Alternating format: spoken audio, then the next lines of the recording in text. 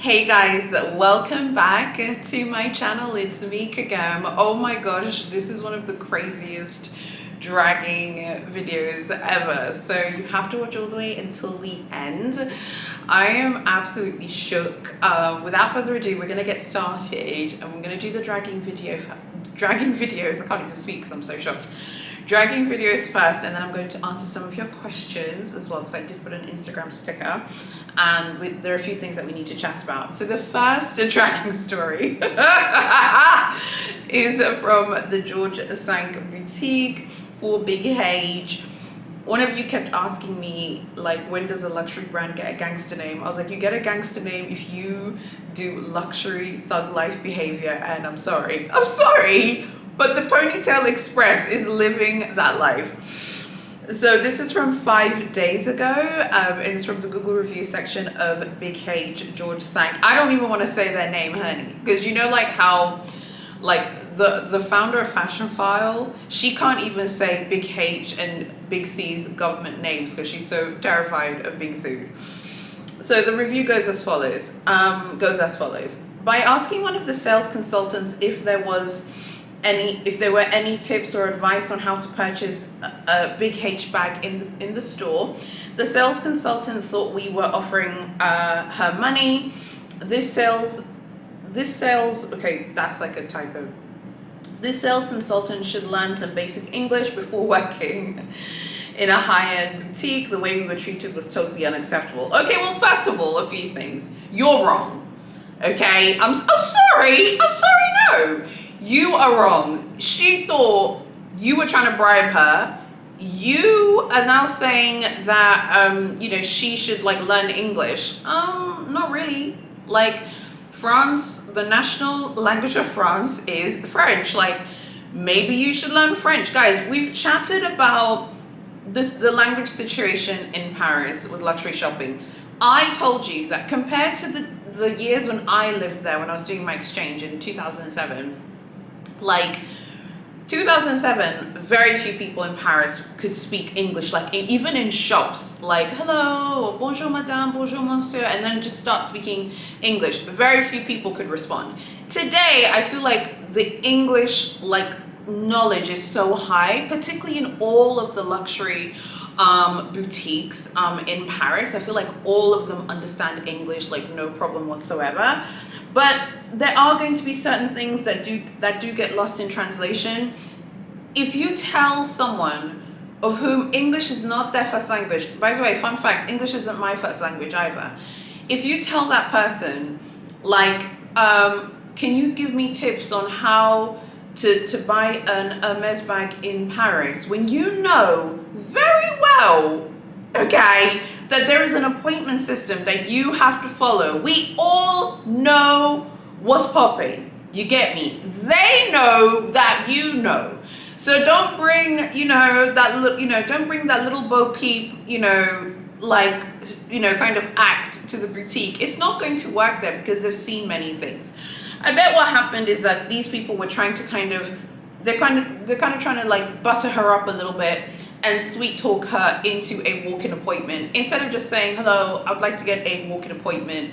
No one who enters Big H, with the exception of very few people, would know or wouldn't know that there was an appointment system. But in 2022, this review is from 5 days ago, okay? You know very well that you have to have a leather appointment to score there or be squeezed in or have an essay there. We all know the tea. We know what's lit. We know what's going on with the ponytail and her racehorses, honey.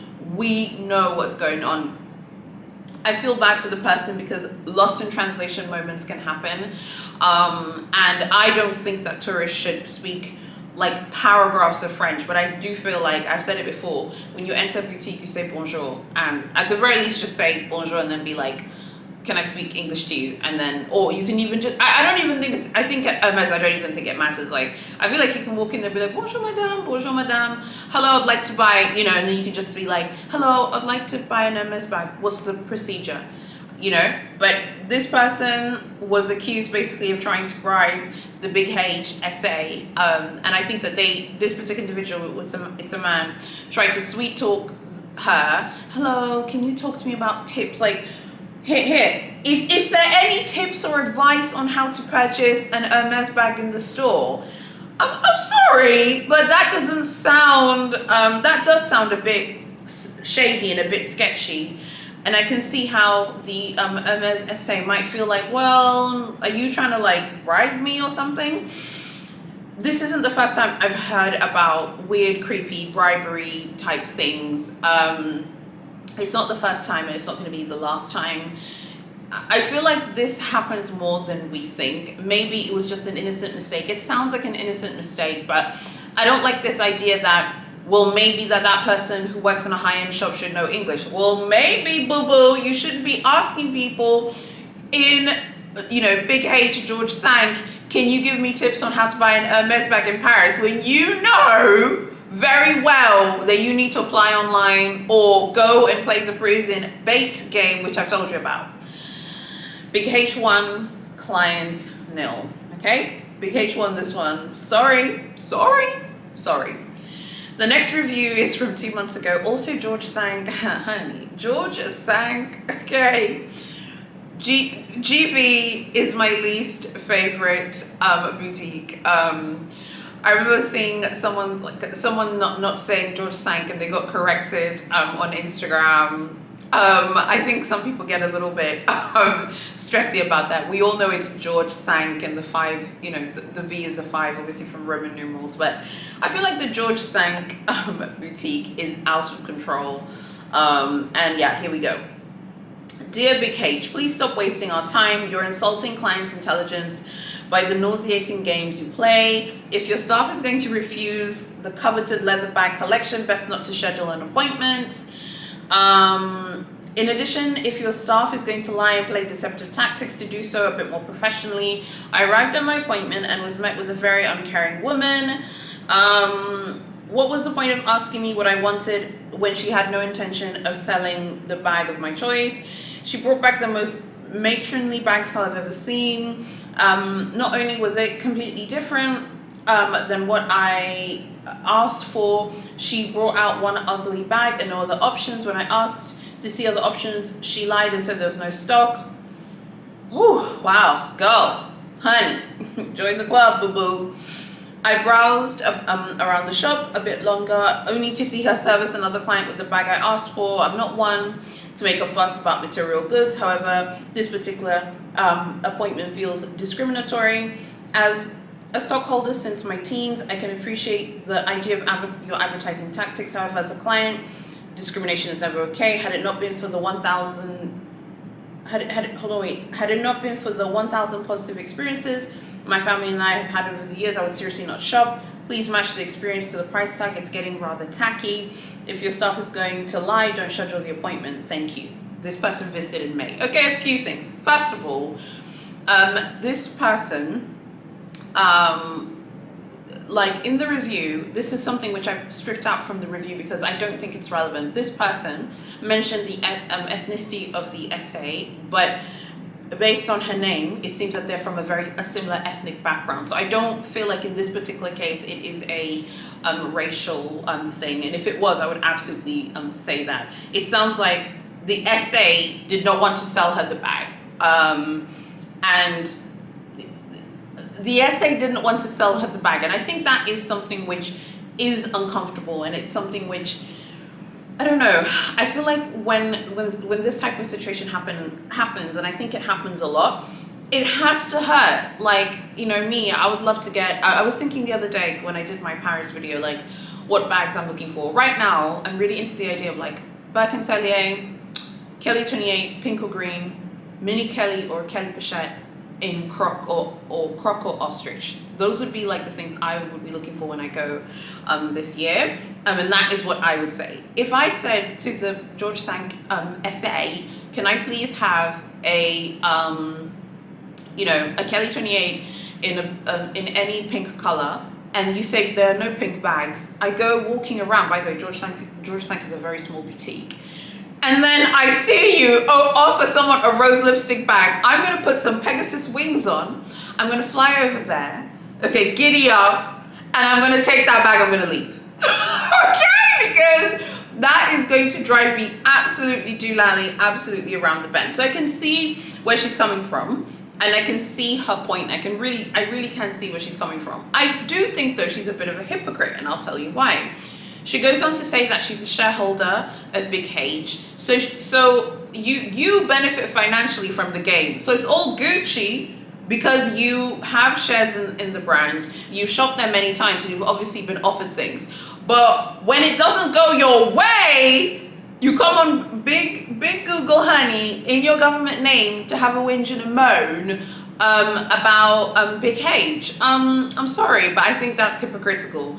If you can respect the advertising tactics that give you dividends, you have to accept that you might go to Paris and you're not as special as you think you are. And that was the thing that I was talking about in my Parisian like bait video, when I did that Paris bait video. And the whole point of sharing that was, I remember telling some of you in the comments, like, some people feel like they're so special compared to other people. Like, oh, you know, I just hit it off and the essay just liked me.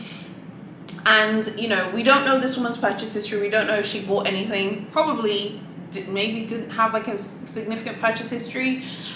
Because it's true, like if she asked for a bag, she doesn't mention what it was. She says she was offered a matronly bag. I have friends who think all of Big H's bags are matronly and look very like frumpy. That is something some people would say Big H's bags are classic. Other people say that they look frumpy and, you know, weird, you know? So she felt like she wasn't offered and someone else was offered the bag that she wanted. That is one fundamental problem about the offering system in Paris. You can see people while you're milling about in the boutique getting offers. That is a problem that Big H have got to figure out what to do. Say what you want about Chanel, honey, but Chanel wouldn't do that. Okay.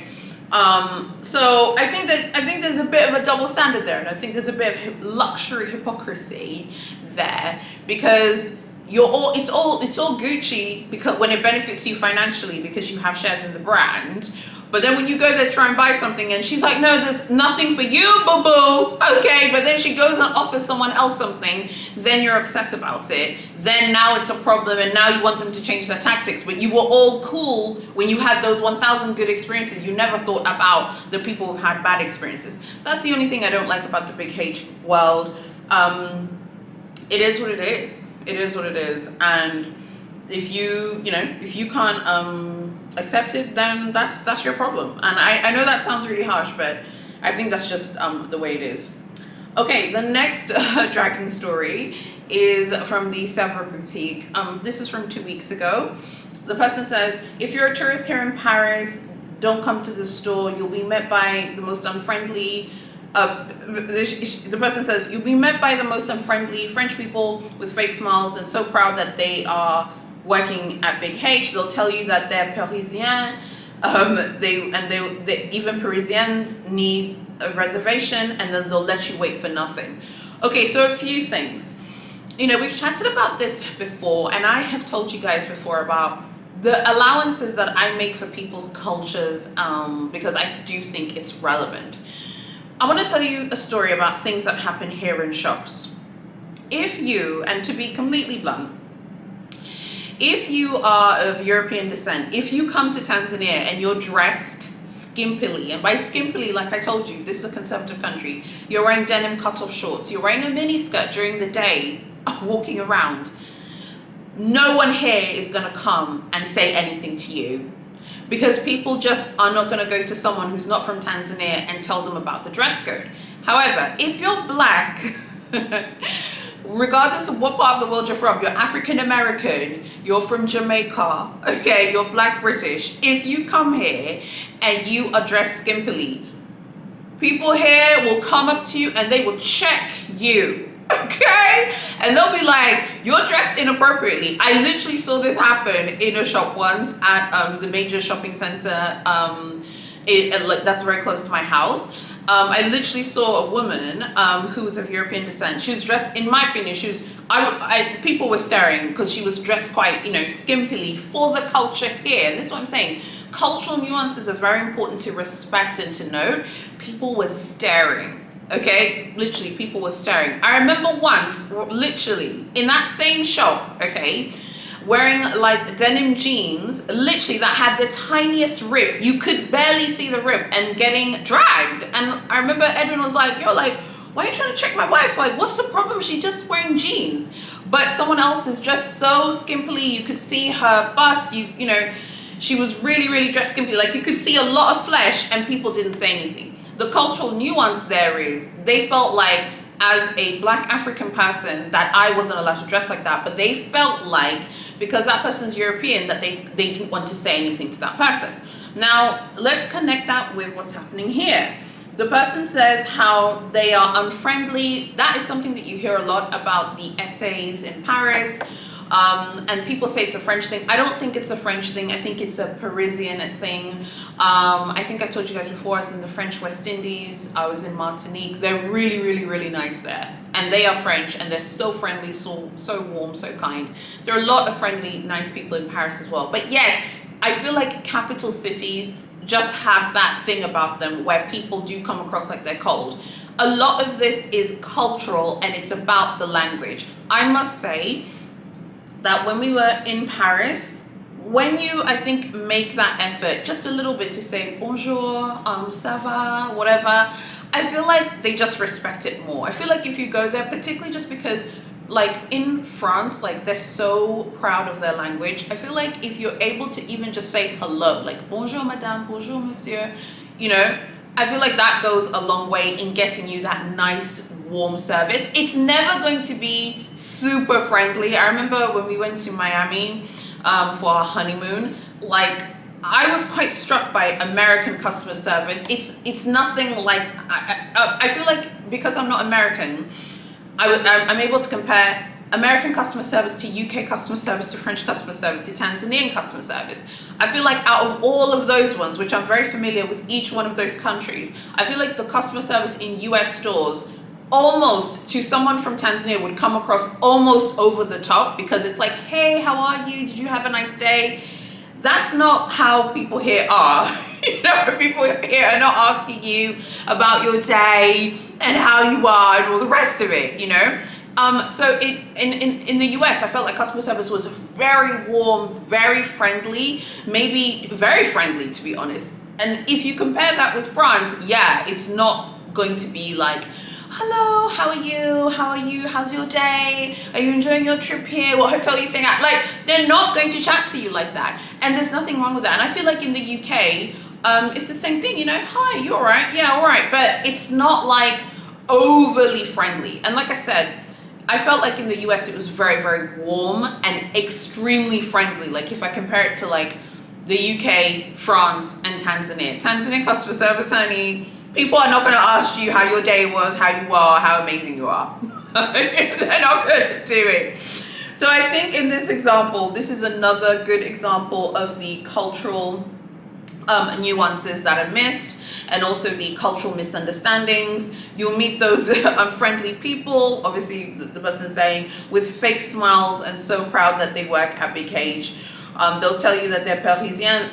I think what the person's saying, that they'll tell you that Parisians even need an appointment, basically. The person's talking about scoring a bag. So I think, you know, it is what it is. If you are going to do international shopping, you have to make a few allowances, in my opinion, for some cultural nuances, particularly if you don't speak the language. I don't think that as a global citizen, you can expect every single luxury essay around the world to be a fluent Anglophone. I personally don't think that. In a country where, like Tanzania, pretty much everyone speaks English here. Even if they don't speak it perfectly, they will understand every single thing you're saying. You don't need to go to any shop in Tanzania and speak Swahili. It's not necessary. Everyone is educated here. And because of Tanzania's obvious cultural and historical profile, people here do speak English, right? So I think it's relevant to just mention that. But I don't feel like it's fair to kind of put that on French or Parisian essays. Speaking two languages is work, honey. You know, I've told you guys before, when I film my videos, I film my videos 3 times a week. I probably speak English the most in my videos. I speak Swahili a lot. I speak it with my employees. Edwin and I, we speak in Swahili and English, like 50% in English, 50% Swahili. Speak Swahili a lot because obviously it's one of the, it is the de facto language of Tanzania. We all have different tribal languages, but the point I'm making is the person saying that, like, with their fake smiles and all the rest of it. I mean, I wouldn't worry about a fake smile. I want to know, am I getting a leather appointment or not? People are there to do their jobs, honey, to cash their checks and to pay their bills. They're not worried about Big H, about Pegasus, about Hermes flying down with bags. Okay? So, again, another cultural nuance. And I think, so whenever I do these dragging videos, they're always like these people who leave these really passive-aggressive comments. You know who you are. Don't come up here leaving a passive-aggressive comment, because if you do, I'm shadow banning you. The people who keep leaving these passive-aggressive comments saying that I'm always defending the SA. No, I'm not. But I'm saying that I'm sorry. I've traveled the world with my parents. I've met people who speak many different languages. I've met people of different cultures and different faiths and beliefs. I was brought up to respect that there are different cultures in the world and not everyone speaks English and not everyone is familiar with Anglophone culture. You have to respect that a little bit. And if you're doing luxury shopping in France, just make some allowances. I'm not saying that the person deserves to be treated badly, but the people are there working, they're smiling, they're probably thinking in French, but they're trying to speak in English. Cut them some grace and cut them some slack, okay? That's all I'm saying. All right, the next dragging story is from the FSH flagship boutique. And this is from a month ago. The person said, I tried to book an appointment about a week ago unsuccessfully. All the SA said, we want to be fair to all clients. I don't live in Paris. I've registered myself 3 to 6 times online. I didn't even get a cancellation or confirmation email from Big H, what the email said. First of all, sweetheart, 3 to 6 times, honey. I mean, what is 3 to 6 appointment times in Paris, in the Parisian game? There are people who are trying for like 30 days in a row. There are people who are trying for like 2 months, 3 months, in a row and not succeeding and not getting the leather appointment. So, I mean, this idea that, I've tried so hard and all the rest of it, I mean, you think that trying three times is a lot, and there are people who are literally doing this over and over again and not being offered anything and not getting any appointments. So I do understand how that has to feel, okay? But my issue is that I feel like a lot of people don't understand just that the game is so brutal at Big H at the moment. Like applying for 3 to 6 times, with the online system, you have to do more than that. I was telling one of you, and you know who you are, that Big H is like a job. It's like work. Okay, so it's like you're going to Paris to work, and you have to basically, just kind of respect that. I'm not saying I agree. I'm not saying it's right, but it's the way the cookie crumbles, and it is what it is. Okay, so now I wanted to answer some questions because some questions, and also wanted to respond to some comments that were really interesting that I thought it was worth us kind of chatting about together. One of my subscribers, Marlene, she left a really interesting comment on my previous Big H video that was about Paris. And her comment said, and I've already responded to you, Marlene, but I wanted to read out her comment and kind of chat about some of the things that she said, because I think she brought up some really good points.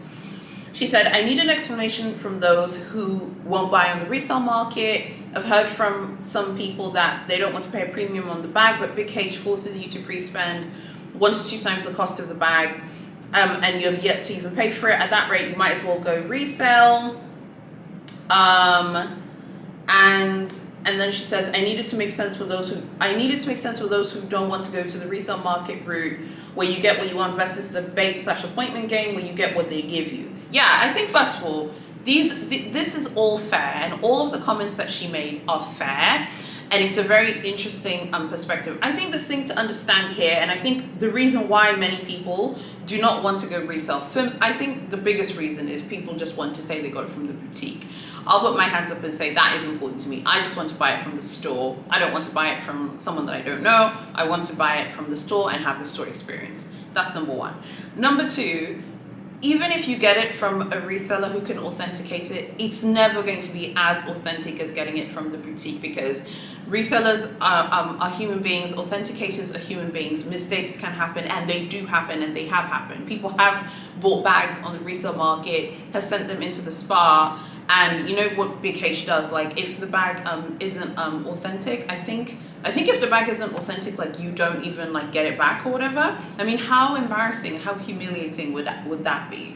I just need to get it from the boutique. I don't want to deal with resellers. Another thing I've noticed is if you pay attention to the resale market, you might as well just go and play the game in the boutique for some bags.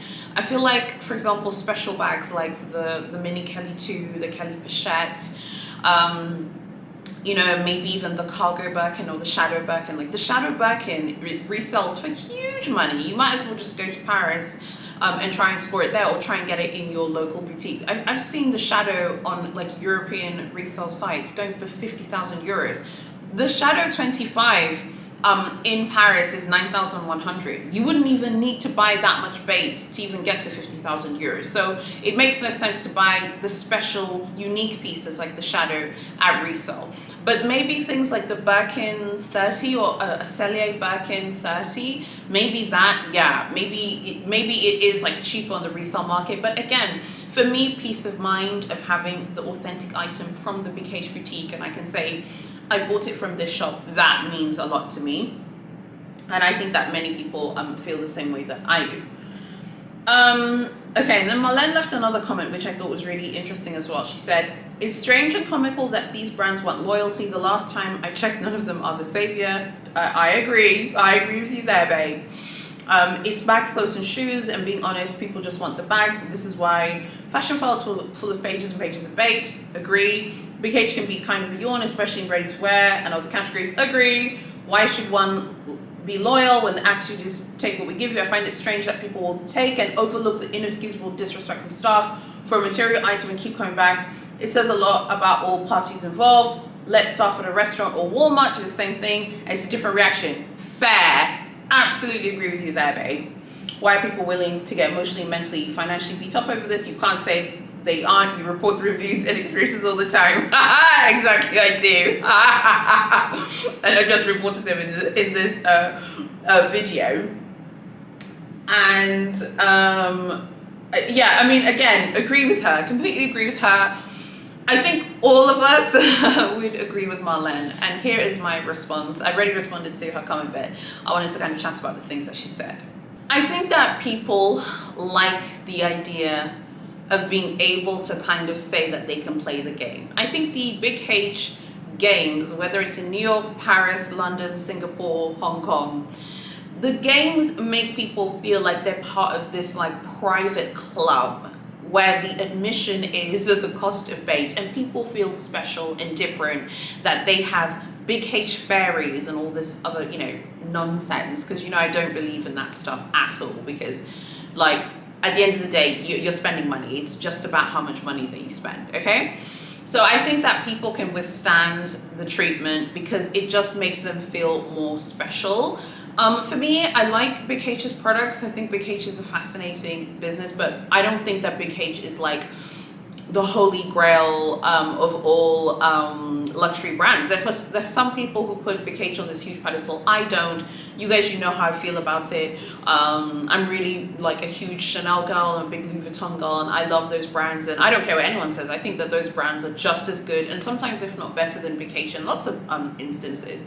But like I said, for me, I don't want to buy a bag at resale.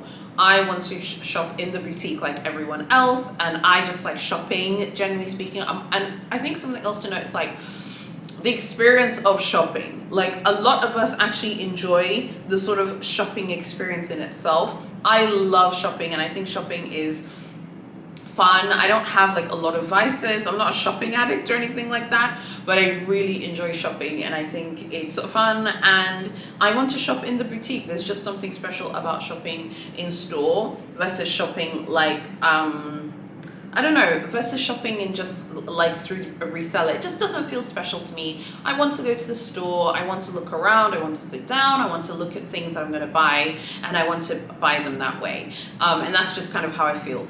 The only thing that I think I would consider buying resale, and this is something which I saw recently, and even then I still can't bring myself to buy it because I just want to buy a new 19 from the boutique, is I saw a tweed Chanel 19. I think it was the 19K release. So those were the final tweed bags that Karl Lagerfeld himself designed and oversaw, and like certified that these were like the final release of 19 bags from Karl Lagerfeld, because obviously passed away in 2019. I saw that on Fashion File. I saw that recently, and I've been thinking about that bag for a few days now. But again, I can't bring myself to buy it because as it probably is authentic. I will, if you send it to Zeko, she'll authenticate it for you. It probably is real, but at the end of the day, you didn't get it from the boutique, so it's not 100%. I just want to have that in-store experience. I think many of us do, whether it's Big Hey, Chanel, Louis Vuitton, Dior, Balance.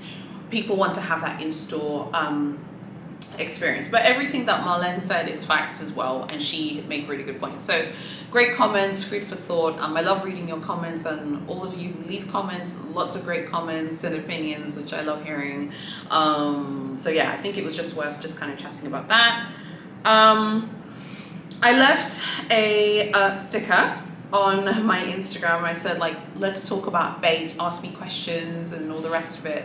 Some of you left ask me questions or leave comments about bait. The first comment is from Little Luxuries 435. It's so fun. It is, isn't it? It's meant to, I feel like it feels like you're playing like a Super Nintendo game, but everyone has like a massive budget.